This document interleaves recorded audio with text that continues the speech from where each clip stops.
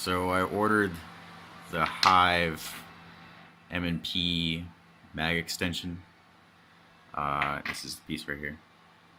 But that metal piece, right, let me see if I get the focus. Right there, that metal, I don't know what it is, like a little dowel that sticks out. I'm not sure what the purpose of it is, but the standard stock Smith & Wesson piece does not have that. Hold on, let me get a white piece of paper. You can see the difference. Putting the light. So on the right is the Hyve M&P mag release. On the left is the Smith & Wesson standard one. So they use this metal piece right there. And what it does is it'll actually catch on the frame. And it's almost like a two-stage magazine release. And you really don't want that because when you press it, you're thinking it's ejecting, but it's not going to eject. So what I did, it was actually longer just like 20 minutes ago. So what I did was I grinded down that metal piece. As you can see right here, the polymer on the left, that's oral steel actually. The steel piece on the left, this is Smith & Wesson one. You can see that it doesn't protrude past the far right side. So it does not protrude past it. Whereas the Hyve actually did go past it. So what I did is I got a Dremel and I just kind of Dremeled it down. Just that metal piece right there. Nothing else. Just the metal piece. And I went around a couple times. And I got it almost flush. I'm not going to press my luck anymore. I don't know what will happen if I grind it all the way down so it's completely flush. But this is adequate to what I need to do. So it's ejecting first time now. So as you see, let me see here. That piece right there is the stock one, the standard one, and it does not protrude past the far right side. So it makes it pretty like a one, very smooth magazine release. But I wanted the extended piece.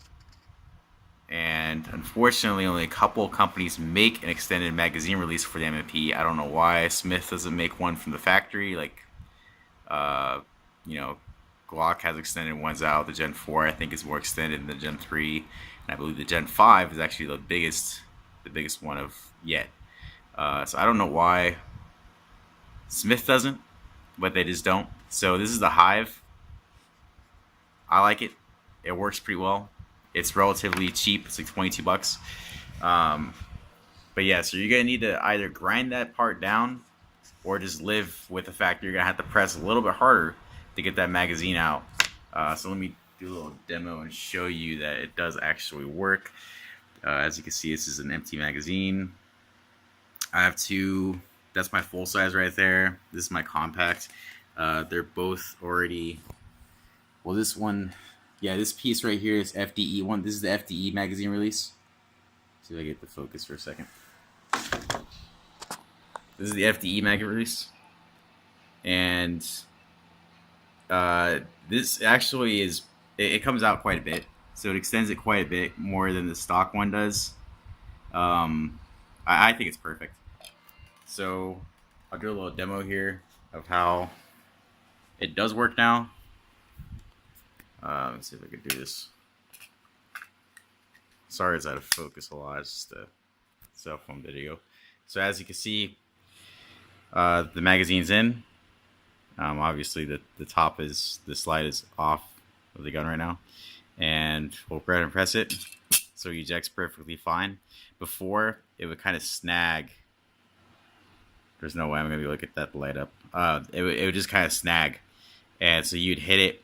And it would stop about there, which wasn't enough to actually release the magazine.